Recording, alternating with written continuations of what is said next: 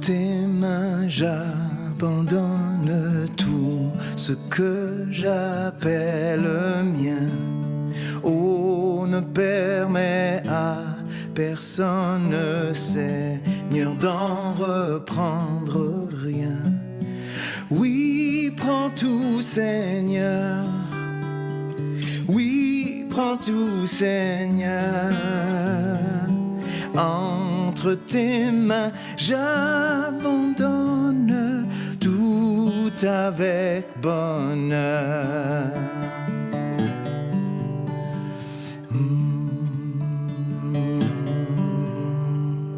Je n'ai pas peur de te suivre sur le chemin de la croix. C'est pour toi que je veux vivre. Je connais, j'aime ta voix. Oui, prends tout, Seigneur. Oui, prends tout, Seigneur.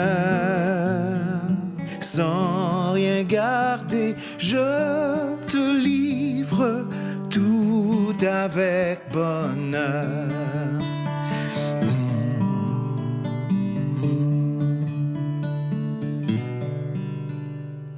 Tu connais mieux que moi-même tous les besoins de mon cœur. Et pour mon bonheur suprême, tu peux me rendre vainqueur. Oui, prends tout, Seigneur. Oui, prends tout, Seigneur. Je ne vis plus pour moi-même, mais pour mon Sauveur.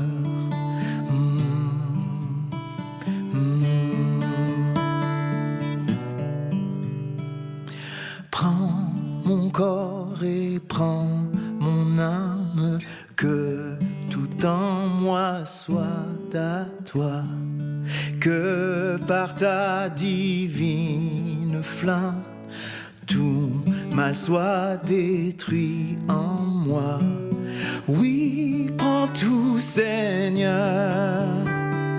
Oui, prends tout, Seigneur. Prends mon corps et prends mon âme, règne sur mon cœur. Oui, prends tout, Seigneur. Oui, prends tout, Seigneur. Prends mon corps et prends mon âme, règne sur mon cœur.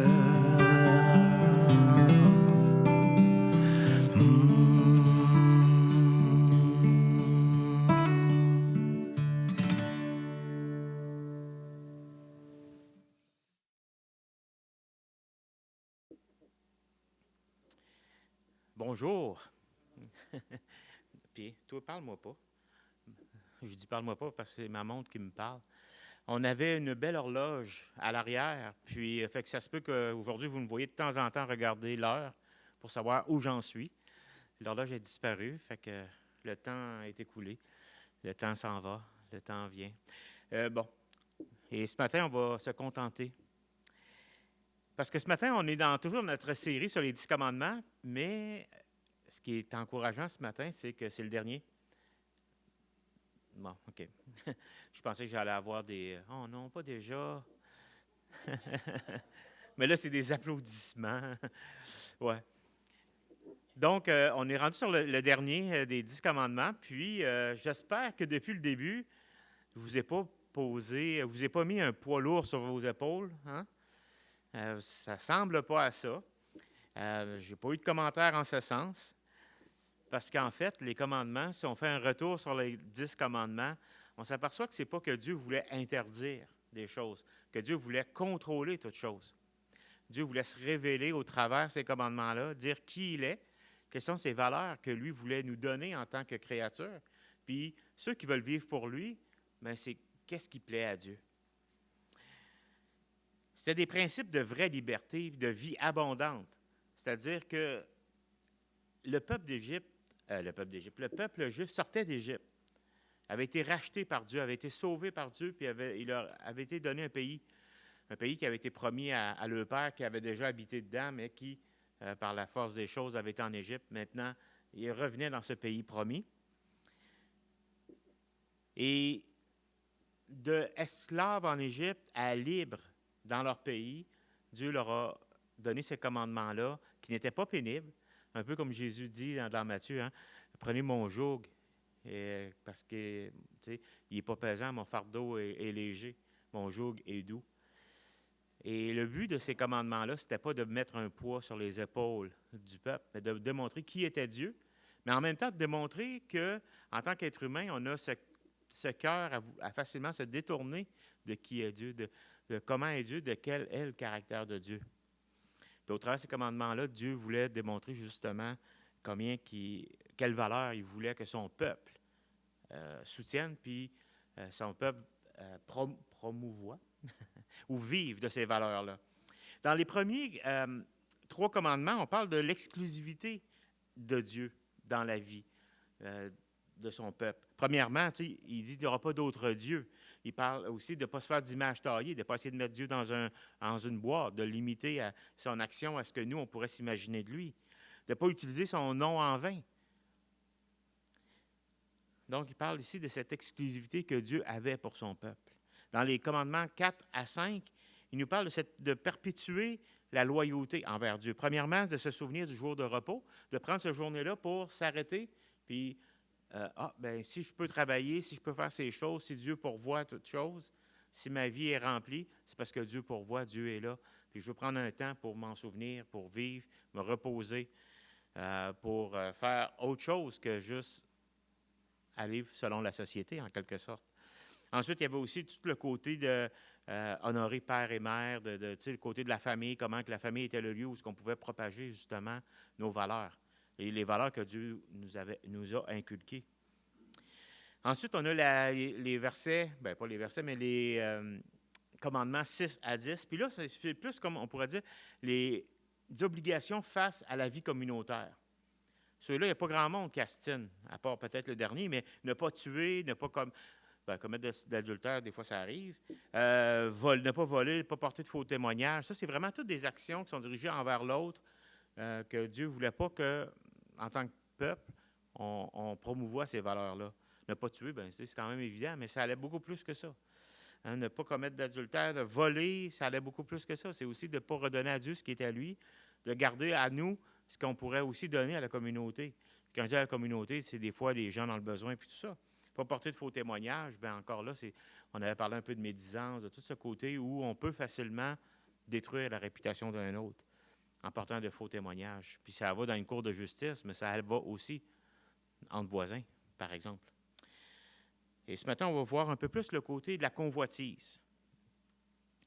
Et si on parlait d'un contraire à la convoitise, le mot qui me vient en tête, c'est le titre que je vais donner ce matin au message, c'est le contentement. Le dernier commandement, il est différent parce qu'il va toucher à la vie intérieure, là, mais il va toucher un peu plus à notre cœur, à nos valeurs, plutôt qu'à des actions extérieures. Tuer, voler, mentir, c'est facile à voir. Je veux dire, c'est une action qui est commise. Si tu es pris en flagrant délit de vol, caméra, peu importe, quelqu'un qui le voit, quelqu'un qui parle de ça, il y a des témoins, tu peux être condamné pour ça. Mais la convoitise, de ne pas convoiter, c'est un commandement qui est plus difficile à discerner puis à juger. À l'époque, encore aujourd'hui, mais l'Israélite ne pouvait pas faire condamner son frère parce qu'il convoitait son bœuf. Ou encore si son voisin convoitait sa femme. Hey, monsieur le juge, il a checké ma femme. Sauf que, à cause de ce commandement-là, puis que Dieu parle que c'est dans le cœur, l'homme a toujours voulu quoi? Codifier les choses. C'est pour ça qu'il y a beaucoup de choses que ça a découlé vers, même des fois, des règles misogynes, là, ou des types de règles comme ça, parce que bon, ben OK, pour ne pas convoiter, ben on va s'arranger qu'on ne la voit pas. Tu sais.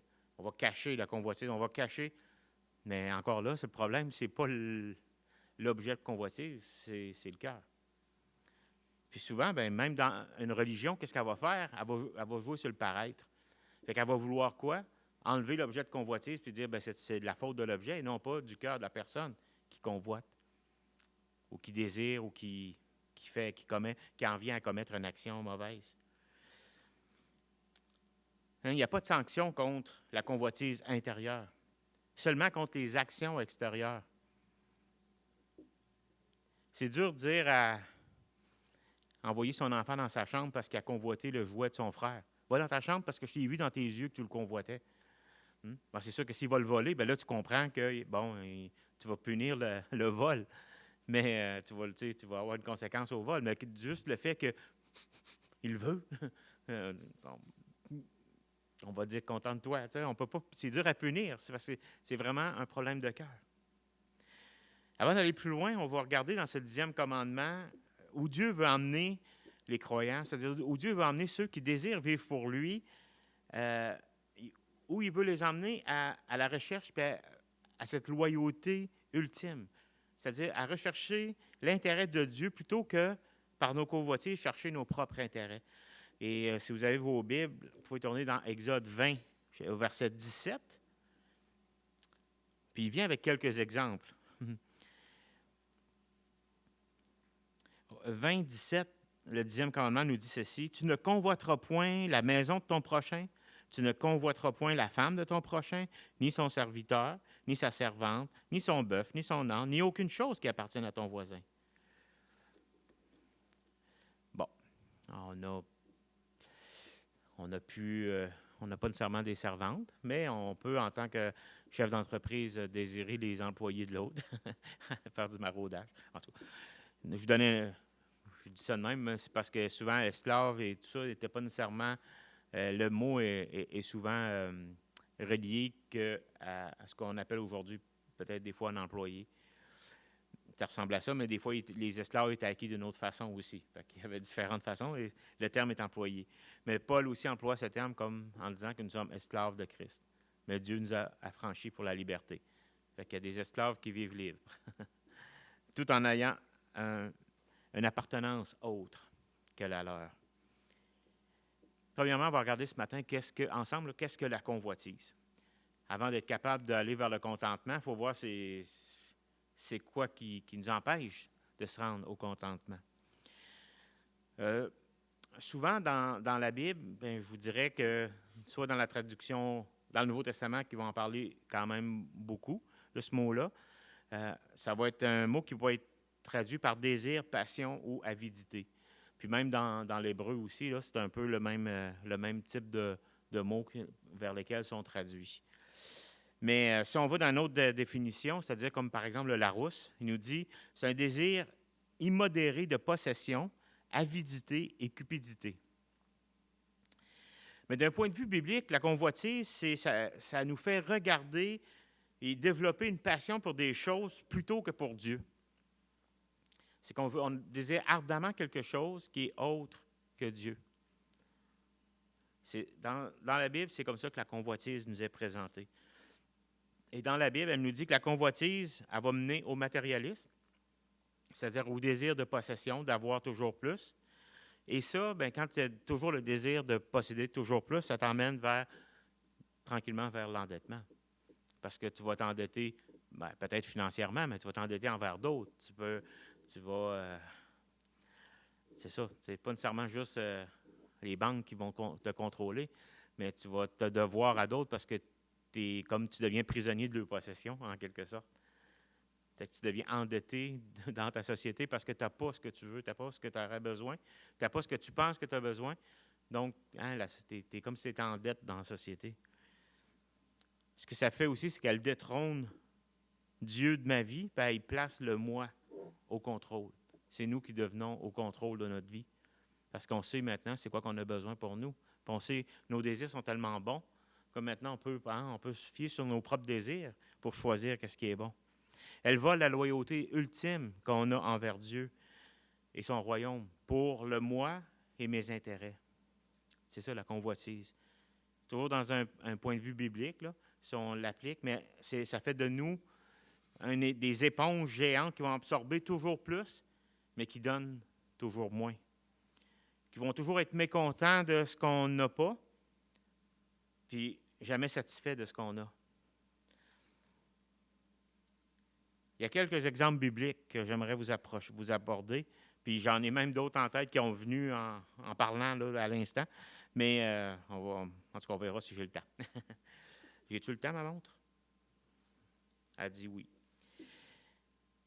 Dans Genèse 3, 1 à 6, vous pouvez tourner si ce n'est pas tellement loin, là, si vous êtes déjà dans Exode, mais si vous voulez tourner dans Genèse 3, 1 à 6, on a un peu le récit, on a le récit où Adam et Ève convoitent quelque chose que Dieu leur a dit qu'il n'avait pas le droit d'aller. Il était appelé l'arbre de la connaissance du bien et du mal. Ça nous dit que le serpent était le plus rusé de tous les animaux des champs, que l'Éternel Dieu avait fait. Il dit à la femme, « Dieu a-t-il réellement dit, vous ne mangerez pas de tous les arbres du jardin? » La femme répondit au serpent, « Nous mangeons du fruit de tous les arbres du jardin. Mais quant au fruit de l'arbre qui est au milieu du jardin, Dieu a dit, vous n'en mangerez point et vous n'y toucherez point de peur que vous ne mouriez. » Alors le serpent dit à la femme, « Vous ne mourrez point, mais Dieu sait que le jour où vous en mangerez, vos yeux s'ouvriront et que vous serez comme Dieu, connaissant le bien et le mal. » La femme vit que l'arbre était bon à manger et agréable à la vue et qu'il était précieux pour ouvrir l'intelligence. Elle prit du fruit et en mangea et en donna aussi à son mari qui était auprès d'elle, et il en mangea. Leur intérêt personnel, c'est-à-dire le goût, la vue, le désir d'intelligence, plutôt que leur désir d'obéir et de dépendre sur Dieu, les a amenés à pécher puis à désobéir. C'est vraiment la convoitise qui leur a fait. C'est Satan qui a initié un peu cette convoitise-là, qui leur a amené ce point-là. Mais c'est vraiment la convoitise qui a fait que eux, leurs yeux se sont détournés de ce que Dieu avait dit, puis ils ont désiré en avoir plus. Ils ont dit, il est beau, il a l'air bon, puis en plus, c'est m'en savoir plus encore. Wow! J'ai besoin de ça, moi. Elle le prend, tiens. Elle le donne à son mari qui était à côté. Il était là tout le long, là. Le récit parle que c'était la femme, mais en tout cas, l'autre était à côté, puis on ne sait pas ce qu'il a dit, mais il n'a pas dit grand-chose, ça a l'air. Il a mangé bêtement. Mais un exemple de qu'est-ce que la convoitise a amené. Puis ça, c'est la première fois qu'on en parle dans la Bible, la convoitise. Puis qu'est-ce que ça a amené? Pas mal de mauvaises choses. Il y a un autre texte qu'on retrouve aussi dans 2 Samuel 11, un texte très bien connu. D'ailleurs, il fait aussi le texte d'une chanson de M. Cohen. C'est l'histoire, on ne tournera pas, mais je vais vous lire un petit texte qu'on retrouve dans 2 Samuel 11, 1 à 4, puis le reste du verset, tout le chapitre 11 nous raconte cette histoire-là. C'est l'histoire de David et de Bathsheba. Un soir, David se leva de sa couche. Et comme il se promenait sur le toit de la maison royale, il aperçut de là une femme qui se baignait et qui était très belle de figure.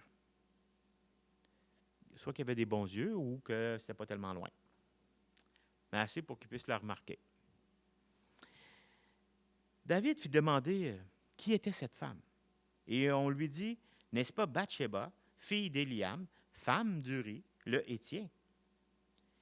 Et David envoya des gens pour la chercher. Elle vint vers lui et il coucha avec elle.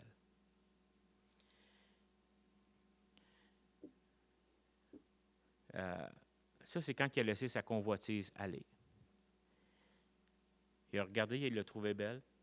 Mais elle n'a pas vraiment eu le choix. Là. C'est le roi qui t'appelle, là, qui te fait venir. Là, puis elle n'a pas eu le choix de dire oui ou non. En tout cas, ça l'avait, elle aurait peut-être rapetissé de ses pouces d'un coup sec. Là. Si elle avait dit non au roi, pas sûr qu'elle aurait gardé toute sa tête. À l'époque, tu ne disais pas non au roi, mettons. Mais la convoitise que David a eue l'a amené à briser beaucoup de commandements. Il s'est livré à l'adultère, au mensonge, au meurtre, parce qu'il a tenté de faire tuer Uri, qui était le mari de cette dame, au combat. Il a dit, mettez-le au plus fort du combat, puis quand les combats vont devenir forts, reculez-vous, puis laissez-le comme tout seul avec les ennemis. Puis c'est ce qui est arrivé. Il est mort au combat. Puis c'était un des hommes vaillants de David. C'est-à-dire, c'était un soldat vaillant. Là. C'était pas un gars que tu voudrais normalement te débarrasser quand il est dans ton groupe. Mais David, la convoitise, il avait juste vu une femme sur le toit de la maison, puis c'est pas comme si il n'y en avait pas déjà quelques-unes. Mais souvent, ce qui est dans le cœur va nous emmener à aller encore plus loin dans le danger, dans la désobéissance. Parce que c'est ce que Paul dit dans Romains 7 à 8. Ça, c'est le troisième exemple, c'est Paul. Il dit, que dirons-nous donc? La loi est-elle péché? Loin de là. Mais je n'ai connu le péché que par la loi. En fait, Dieu s'est révélé que lui était parfait. Puis il a démontré sa loi, puis sa perfection, il la démontre au travers de la loi. Puis qu'est-ce que ça fait? Ça fait que, oui, je suis pas si bon que je le pensais.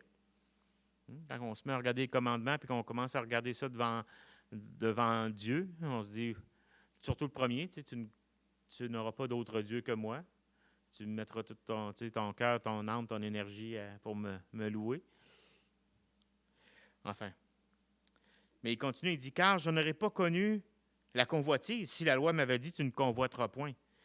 Et le péché, saisissant l'occasion, produisit en moi par le commandement toutes sortes de convoitises, car sans la loi, le péché est mort. Paul, face à qui est Dieu, c'est-à-dire un Dieu qui pourvoit, un Dieu qui donne, puis un Dieu qui s'occupe de sa création, mais un Dieu qui lui dit, ben, tu vas te contenter, tu ne convoiteras point ce que je donne à un tel, mais pas à toi. C'est là qu'il s'est rendu compte que, non, finalement, ça produit en moi plein de convoitises. Je m'aperçois que je veux tout ce que les autres ont, et même plus. Paul, qui était un pharisien, c'est-à-dire un homme religieux, il pouvait contrôler les aspects extérieurs de la loi. On va dire, tu ne tueras point, quoique Paul avait fait il s'est décrit comme un meurtrier un peu plus tard. Mais tout le côté extérieur de la loi, ce que la loi lui permettait, il était capable de contrôler ça. Il gérait. Mais la convoitise était impossible à résister parce que ça démontrait que ce qu'il faisait en extérieur, c'était par intérêt personnel plutôt que par loyauté ultime envers Dieu. Souvent, si on prend ces exemples-là, souvent le paraître, on gère. Plus on est religieux, je vous dirais, mieux on gère. Parce que quand on est religieux, on est capable là, de se mettre des belles petites barrières puis de dire OK, ça, il ne faut pas que je fasse ça, ça, il ne faut pas que je fasse ça, puis ça, on s'en va, puis on paraît là-dedans. Puis s'il y a quelque chose de croche, on fait de quoi d'un peu mieux pour. Puis on gère. T'sais, on est capable de gérer le paraître. Pour pas mal paraître. T'sais. On fait souvent le bien plus par intérêt personnel que par désir de plaire à Dieu, vraiment. Souvent, on cherche notre intérêt d'abord, et si ça plaît à Dieu, ben, yes, là, on est content. On a cette tendance à aussi, pas religieuse, spiritualiser beaucoup d'actions après coup. Ou juste avant de faire un geste, de faire un acte, on met ça dans un contexte où, hey, gars, tu sais, pour Dieu. Parce que de vouloir plaire à Dieu avant soi, c'est difficile. On a besoin d'aide. Puis Dieu nous dit qu'on peut lui crier à l'aide. Et c'est d'ailleurs pour ça que Christ est venu, pour changer notre cœur. Ézéchiel 36, 26 à 27, un passage qu'il y en a quelques-uns qui connaissent, mais ça dit ceci, « Je vous donnerai un cœur nouveau et je mettrai en vous un esprit nouveau. J'ôterai de votre corps, le cœur de pierre et je vous donnerai un cœur de chair. Je mettrai mon esprit en vous et je ferai en sorte que vous suiviez mes ordonnances et que vous observiez et pratiquiez mes lois. » On a besoin d'aide pour mettre Dieu en premier. Parce qu'à partir du moment où tu dis « Ah, ben moi, hein, c'est Dieu en premier », À partir de ce moment-là, on dirait que c'est comme si tu ne peux pas te vanter de mettre Dieu en premier. Il faut que tu le vives. Tu ne peux pas te vanter d'être humble. Tu sais, c'est un peu le même principe. Tu viens de passer à côté. Quand tu dis dans tes caractéristiques, hey, moi je suis humble. Ouais, OK. Bravo. Dieu n'obéit pas à ma place, mais il m'aide à obéir. C'est ce que Ézéchiel nous dit. En s'abandonnant à Dieu, c'est là qu'on joint tous nos efforts pour que Dieu manifeste son caractère en nous.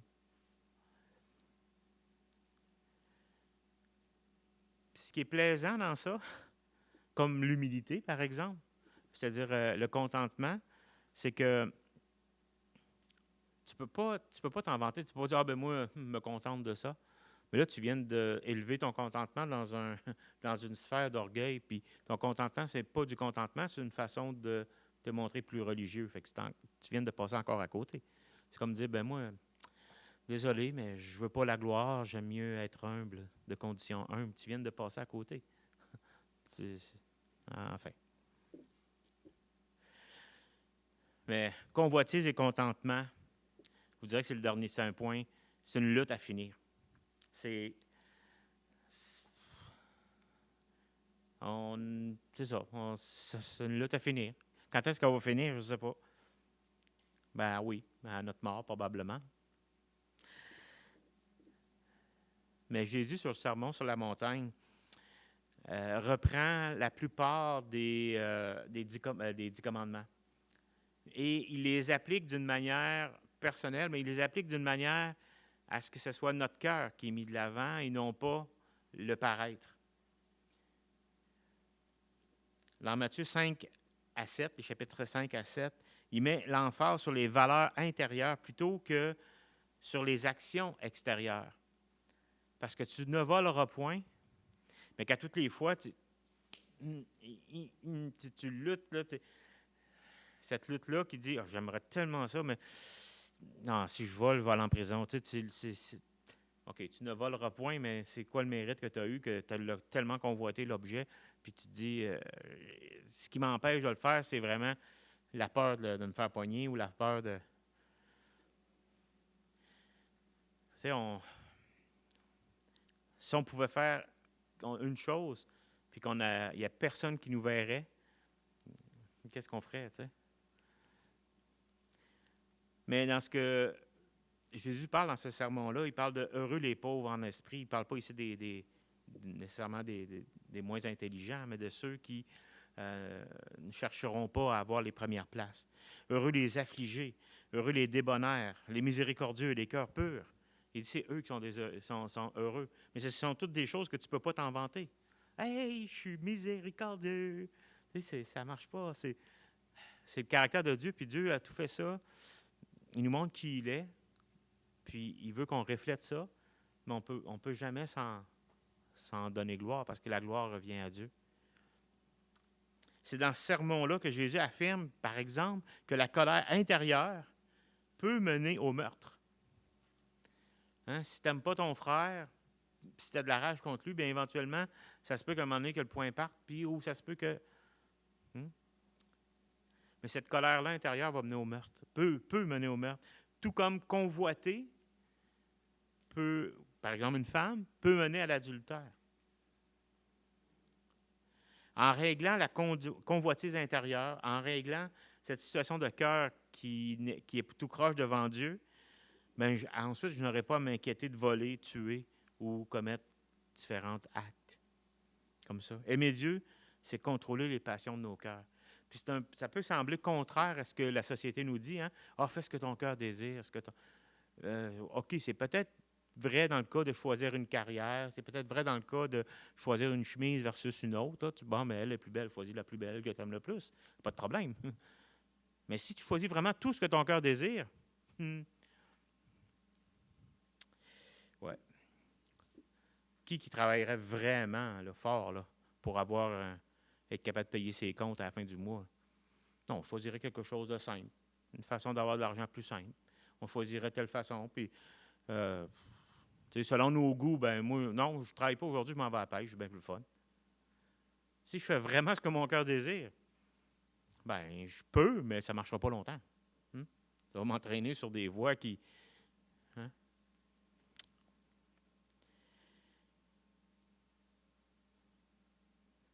C'est bien beau, le petit dicton, fais ce que ton cœur désire ou écoute ton cœur, suis-le. Ça peut être bon dans certaines situations, mais en gros, ça va t'emmener plutôt dans le contraire. Ce que ça dit, en fait, c'est « vis selon tes émotions ». Dans certains cas, c'est bon d'écouter nos émotions, mais de vivre pour nos émotions, tu viens de passer au côté de ce que Dieu veut. Parce que Proverbe 4, 23 nous dit ceci, « Garde ton cœur plus que toute autre chose, car de lui viennent les sources de la vie. » Quand Dieu nous dit, fais attention à ce que ton cœur désire. Si tu fais attention, c'est de là que va venir la vie. Il y a une lutte quotidienne à finir entre moi sur le trône ou Dieu sur le trône, entre mes intérêts ou les siens. Puis pour être pratique, en regardant juste 4 petites leçons là, très rapidement, en fait, chaque leçon va se définir par un verset, 4 leçons pour vaincre la convoitise. La première leçon, s'abstenir des convoitises. Là, je dis ça là, c'est pas de mettre une couverte sur quelqu'un parce que tu as convoite. Mais dans 1 Pierre 2, 11 nous dit, « Bien-aimés, je vous exhorte, comme étrangers et voyageurs sur la terre, à vous abstenir des convoitises charnelles qui font la guerre à l'âme. » S'il y a quelque chose, c'est une situation, un endroit, quelque chose qui te fait, tu n'es pas là pour aller défendre cet endroit-là puis te battre contre. Tu es là, toi, tasse-toi. Laisse la place à d'autres. Parce que des fois, les convoitises, ce n'est pas la même. Moi, je peux aller voir une course de char, mais sincèrement, je ne désire pas avoir le char de course dans ma cour. Mais il y en a d'autres, ça va être ça. Hey, non, ça me le prend, le gros. Mais moi, ça ne m'intéresse pas. Peut-être les Monster Trucks, ça, c'est une autre histoire. C'est plus fun. Mais, non, mais tu sais, il y a des situations qu'il y en a, ça va être une convoitise, mais pour d'autres, ça ne le sera pas. Je rentre dans une boutique de vêtements versus d'électronique. J'ai plus de convoitises dans un que dans l'autre. Sauf si c'est des belles chemises hawaïennes. Non. Un deuxième conseil qu'on retrouve dans la Bible, c'est de ne pas obéir aux convoitises. Dans Romains 6, 12, ça dit ceci. « Que le péché ne règne donc point dans votre corps mortel et n'obéissez pas à ces convoitises. » Je donne l'exemple, c'est le matin, tu veux te lever, tu dois aller travailler, mais tu dis « Ah non, moi, je suis encore malade, je suis fatigué. Je me sens paresseux. » Ça peut arriver des fois qu'on est vraiment malade. Mais tu sais, si on y répond à toutes les convoitises, des fois, il ne faut pas leur obéir parce que ça va t'entraîner à des mauvaises places, à des mauvais choix et à des conséquences. Il ne faut pas obéir aux convoitises. Bon, on peut être à l'écoute des besoins que notre corps dit, mais ce n'est pas nécessairement des convoitises, mettons. Un autre conseil. J'ai dit combien, moi, de conseils? J'ai dit 4, mais en fait, c'est 3. Donc, j'arrête.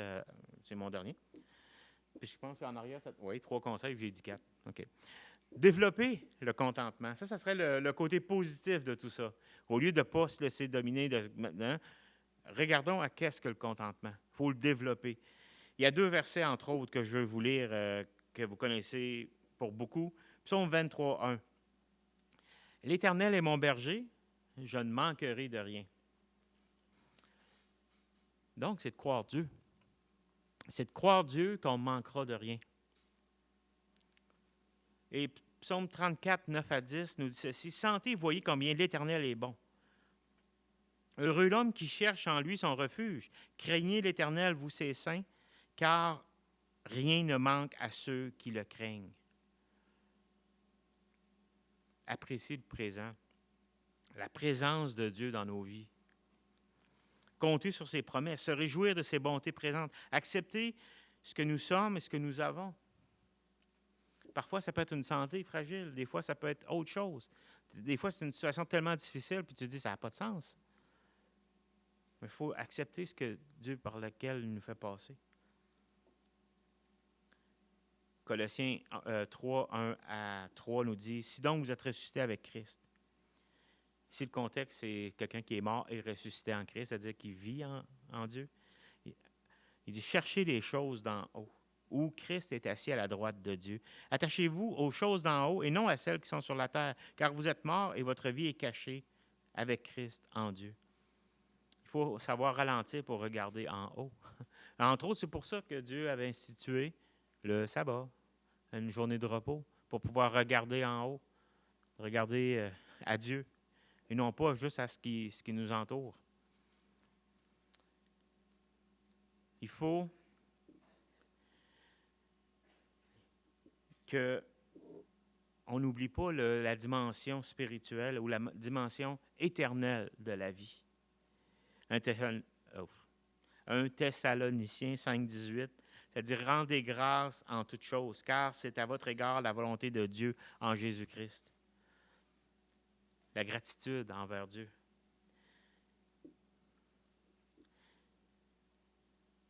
C'est pas facile de dire à Dieu « Ah, merci que je subis telle opération ou que j'ai telle maladie ou que je vis telle situation. » Ça, c'est pas facile.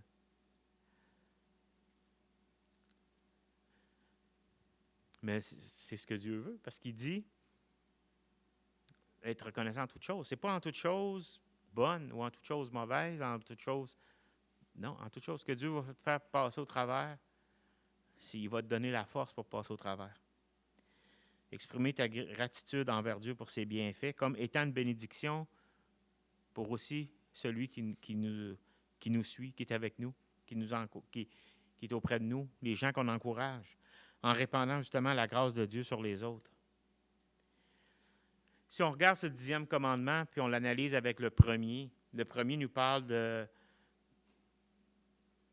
que Dieu est au centre de tout, mais le dernier nous dit qu'il faut faire attention de ne pas se détourner, de ne pas que ce soit notre cupidité, notre idolâtrie qui viennent enlever Dieu de nos vies. Il y a une question de loyauté ultime. À qui nous voulons plaire? À nous? C'est pour ça qu'on s'efforce de lui être agréable. 2 Corinthiens 5,9 nous dit « C'est pour cela aussi que nous nous efforçons de lui être agréable, soit que nous demeurions dans ce corps, soit que nous le quittions. » Est-ce qu'on veut manifester par notre vie le Seigneur Jésus? Est-ce qu'on veut qu'il ait notre réalité ultime, notre chef suprême? Est-ce qu'on veut démontrer que nous, on ne vit pas pour nous-mêmes? Même si on est séparé de Dieu aujourd'hui d'une manière visible, mais pour l'éternité, on va être avec lui. Dieu nous offre la vie abondante, la vraie liberté. C'est pour la liberté que Christ nous a affranchis. Une vie de gratitude pour son salut par l'obéissance à sa parole, pardon, à ses commandements, par notre dépendance envers lui à chaque instant, à chaque moment de notre réalité ultime. On termine par la prière. Merci Seigneur pour ces enseignements qu'on a pu trouver au travers des 10 commandements. Comment tu es un Dieu qui te révèle, puis comment ces valeurs, tu veux qu'on les reflète dans nos vies. Seigneur, on sait que ce n'est pas toujours facile, parce que même Paul le disait, un malheur à moi, à cause de cette loi, je suis poigné dans ma convoitise devant le péché. Oui, Seigneur Dieu, quand on regarde à toi, on s'aperçoit qu'on a besoin d'aide, on a besoin que tu viennes à notre secours. Merci que c'est en Jésus-Christ, par sa mort, par sa résurrection, par sa mort à la croix, par son sacrifice, qu'aujourd'hui, on peut vivre. On peut vivre une vraie liberté, une vraie joie. Puis, Seigneur, on vit pour plus grand que nous. Et ça, c'est tout un privilège que tu nous fais. Encourage-nous au travers ces quelques passages. Puis merci encore pour cette série sur les 10 commandements, qu'on puisse non pas les voir comme des interdictions en toutes choses, mais vraiment comme une façon de vouloir t'honorer, nous qui t'aimons. Et dans le beau nom de Jésus-Christ, notre Sauveur, que nous te prions. Amen. Amen. Je souhaite à tous une belle semaine.